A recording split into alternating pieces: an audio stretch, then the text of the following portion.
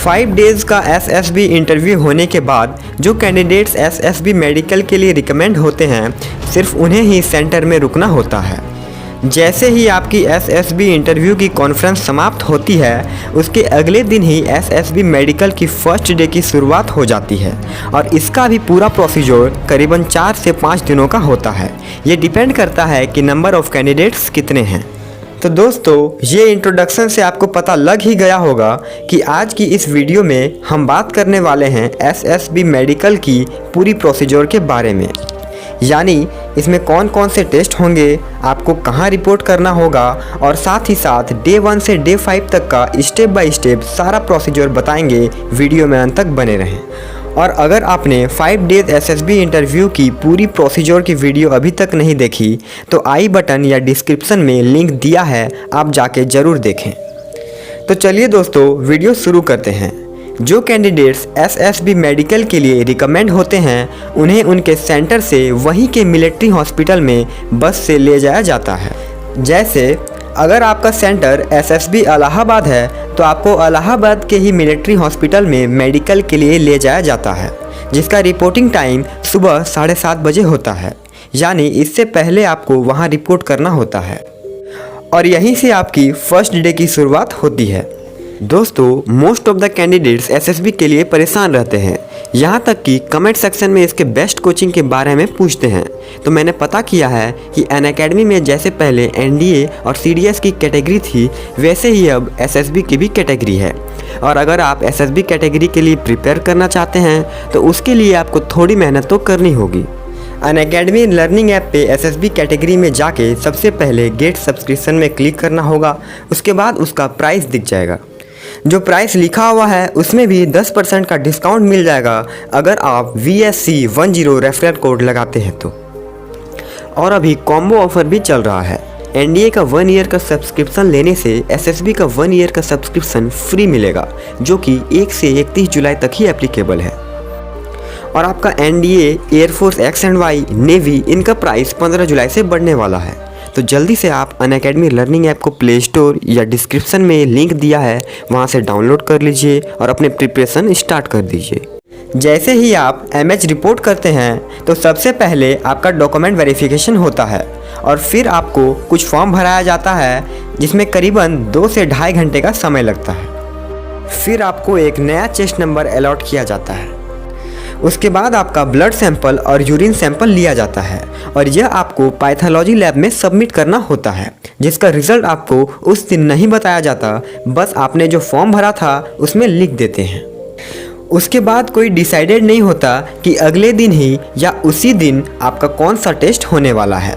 आई का भी हो सकता है, ईएनटी का भी हो सकता है। ये नर्सिंग असिस्टेंट पे डिपेंड करता है कि वे आपको कौन सा टेस्ट के लिए ले जाते हैं। बट जनरली इसके बाद आपका आई टेस्ट होता है। आई टेस्ट के लिए आपको आई ओपीडी में ले जाया जाता है। वहाँ पे आपकी आई की पावर को चेक किया जाता है मशीन के द्वारा। फिर डॉक्टर आपको अलग अलग अल्फ़ाबेटिकल डिजिट्स या नंबर को पढ़वाते हैं। फिर आपको एक आँख क्लोज करके पढ़वाते हैं।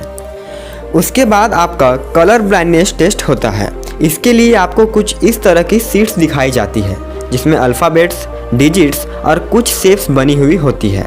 आपको बस पढ़ना है और बताना है कि इसमें कौन सी अल्फ़ाबेट लिखी हुई है, कौन सा डिजिट लिखा हुआ है और कौन कौन सी शेप्स बनी हुई है। यह चेक करना चाहते हैं कि आपकी आई कलर को डिस्टिंग्विश कर सकती है या नहीं। इस टेस्ट को करने के बाद आपको एक डायलेटिंग आई ड्रॉप दिया जाता है कुछ और टेस्ट करने के लिए, जैसे कि आपकी आँखों में कैटरैक्ट या प्यूपल में कोई स्पॉट तो नहीं।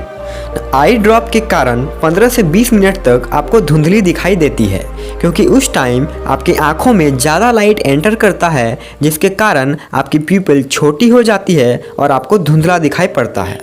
तो यह था पूरा आई टेस्ट का प्रोसीजर। इसके बाद आपका एक्सरे और अल्ट्रासाउंड होता है। एक्सरे में आपका सिर्फ चेस्ट का एक्सरे होता है, जिसमें वे आपका रिब केज और स्पाइनल कॉर्ड देखते हैं कि कहीं वो क्रैक तो नहीं।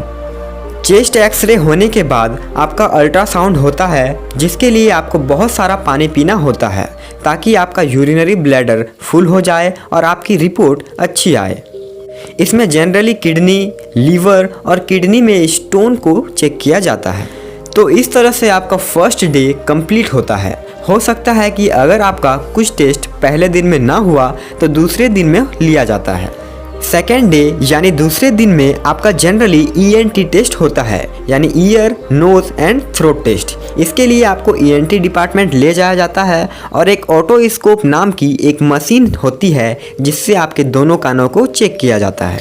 और अगर आपके दोनों कानों में किसी प्रकार की डिफेक्ट नहीं है, यानी आपका ईयर ड्रम सही है और भी कुछ चीज़ें चेक किए जाते हैं, सब सही होने पर आपको नोज टेस्ट के लिए भेज दिया जाता है। लेकिन अगर आपके ईयर में कुछ डिफेक्ट पाए जाते हैं तो उस केस में आपको TR मिलता है, यानी टेम्पररी रिजेक्शन। मगर वैक्स के केस में आपको कोई TR नहीं मिलता क्योंकि यह आसानी से क्लियर हो जाता है। और हाँ, अगर आपको ये जानना है कि आखिर कौन कौन से केसेस में आपको टेम्पररी रिजेक्शन या परमानेंट रिजेक्शन मिलता है और ये TR और PR एक्चुअली में होता क्या है, तो इसके लिए मैं एक डिटेल्ड वीडियो बना दूंगा। आप कमेंट कर ज़रूर बताएं। और अभी तक हमारे चैनल को सब्सक्राइब नहीं किया है तो जल्द से सब्सक्राइब कर लीजिए और बेल आइकन को प्रेस कर ऑल पे क्लिक कर लीजिए ताकि अगले वीडियो की नोटिफिकेशन आप तक पहले पहुँचे। तो दोस्तों, ईयर के बाद आपकी नोज टेस्ट होती है। इसमें एक कैमरे वाली छोटी सी मशीन को नोज़ के अंदर डालकर देखते हैं कि आपकी हड्डी या स्किन तो नहीं बढ़ रखी। और नोज़ में एक कॉमन प्रॉब्लम आती है, that is DNS, deviated nasal spectrum, यानी नाक की हड्डी टेढ़ी हो जाना। इसके लिए आपको TR मिलता है और यह प्रॉब्लम बहुत ही ईजिली ठीक हो जाती है और इसी तरह से आपके थ्रोट भी चेक कर लिए जाते हैं। इसके बाद अगर आपका ENT में कोई प्रॉब्लम नहीं निकलता है तो आपको ऑडियोमेट्री के लिए ले जाया जाता है। ऑडियोमेट्री की बात करें तो ये 2 टाइप की होती है, एक होती है एयरफोर्स के लिए और दूसरी होती है आर्मी के लिए। एयरफोर्स वाली ऑडियोमेट्री में आपको एक बड़ी सी हेडफोन पहनाई जाती है और आपको इसके साउंड को आइडेंटिफाई करना होता है, जबकि आर्मी वाली ऑडियोमेट्री में आपके एक कान में कार्डबोर्ड रखा जाता है और पेन से रब किया जाता है और पीछे से एक डॉक्टर कुछ शब्द या नंबर बोलते हैं जिसे सुनकर आपको बोलना होता है। इसे मेडिकल भाषा में विस्परिंग कहते हैं, यानी आपकी विस्परिंग पावर को देखते हैं। तो इस तरह से आपका ENT टेस्ट समाप्त होता है। अब आपकी डे 3 स्टार्ट होती है। डे 3 में आपका होता है डेंटल टेस्ट। इसके लिए आपको डेंटल OPD में ले जाया जाता है और डेंटल पॉइंट काउंट किए जाते हैं। डेंटल पॉइंट आपके मिनिमम 14 होने चाहिए सेलेक्ट होने के लिए। डेंटल में आपका पायरिया, क्रॉस बीट, कहीं दांत ज़्यादा खराब तो नहीं है और नंबर ऑफ टीथ कितनी है, ये सारी चीज़ें देखी जाती है।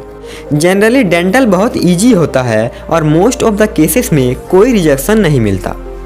इसके बाद जो नेक्स्ट टेस्ट होता है वो है मेडिसिन, जिसे मेडिसिनल टेस्ट कहते हैं। इसमें आपका height, weight, chest and chest expansion को चेक किया जाता है। आपके स्क्रीन पे इसका डेटा दिया हुआ है कि कितने हाइट पे कितने वेट होने चाहिए। इसमें आपके 5 kg कम या ज़्यादा वेट से कोई फ़र्क नहीं पड़ता, लेकिन ओवरवेट या अंडरवेट होने पर आपको TR भी मिल सकता है। चेस्ट एक्सपेंशन की बात करें तो कम से कम 5 सेंटीमीटर एक्सपेंड होना चाहिए। ये सारी चीज़ें मेजर करने के बाद इसकी रिपोर्ट डॉक्टर को दे दी जाती है। फिर आपका ब्लड प्रेशर चेक करते हैं, ऑक्सीजन कंसंट्रेशन चेक करते हैं और वे अल्ट्रासाउंड एंड एक्सरे की रिपोर्ट भी चेक करते हैं। और इस तरह से आपका ये टेस्ट कंप्लीट हो जाता है और डे 3 भी समाप्त हो जाता है। डे 4 की शुरुआत आपकी कुछ इस प्रकार होती है। डे 4 में आपका सर्जिकल टेस्ट होता है। इसमें आपको सर्जिकल OPD में ले जाया जाता है और कुछ कैंडिडेट्स का ग्रुप बना दिया जाता है। इस टेस्ट में आपको सिर्फ अंडरवियर पहनना अलाउडेड होता है, क्योंकि इसमें आपके नॉक नीस देखे जाते हैं, शोल्डर और हैंड के बीच का एंगल देखा जाता है, जिसे केयरिंग एंगल भी कहते हैं। आपके स्वेटिंग हैंड्स चेक किए जाते हैं, पिजन चेस्ट चेक किया जाता है, फिर आपके फ्लैट फुट चेक करते हैं एंड देन आपका इंडेक्स फिंगर को चेक किया जाता है ट्रिगरिंग के लिए। पैरों के नसों को भी चेक किया जाता है। इसके बाद वे स्किन को भी अच्छी तरीके से देखते हैं। इसी तरह से आउटर सर्जिकल हो जाने के बाद इनर सर्जिकल होता है। इसमें आपके इंटरनल पार्ट्स को चेक किया जाता है कि कहीं इंटरनल पार्ट्स में कोई डिफॉर्मिटी तो नहीं। तो ये सारे टेस्ट होने के बाद आपका मेडिकल कंप्लीट हो जाता है। और जो लास्ट डे होता है दैट इज़ डे 5, वो होता है आपका कॉन्फ्रेंस डे। इस दिन आपको बताते हैं कि आपको कितने टीआर मिले हैं और टीआर मिलने पे आपको आगे का प्रोसीजर समझाते हैं कि आपको क्या क्या करना होगा। आपको एमआरओ का फॉर्म भराते हैं जिसमें आपको भरना पड़ता है कि आपको किस चीज़ के लिए टीआर मिला है, और इसी फॉर्म में आपको सेलेक्ट करना होता है कि आप आगे कहाँ डिपोर्ट करेंगे एएमबी यानी अपील मेडिकल बोर्ड के लिए। टीआर को जहाँ ठीक कराने जाते हैं उसे ही एएमबी कहते हैं, और अगर अपील मेडिकल बोर्ड में भी आप अनफिट होते हैं तो आप रिव्यू मेडिकल बोर्ड के लिए अप्लाई कर सकते हैं, और अगर इसमें भी अनफिट होते हैं तो आपको रिजेक्ट कर दिया जाएगा और इसके बाद आप किसी भी तरीके से मेरिट लिस्ट में नहीं आ सकते। इसी तरीके से आपका 5 दिनों का एसएसबी मेडिकल कंप्लीट हो जाता है। तो दोस्तों इस वीडियो में इतना ही, मिलते हैं अगली वीडियो में, तब तक के लिए जय हिंद जय भारत।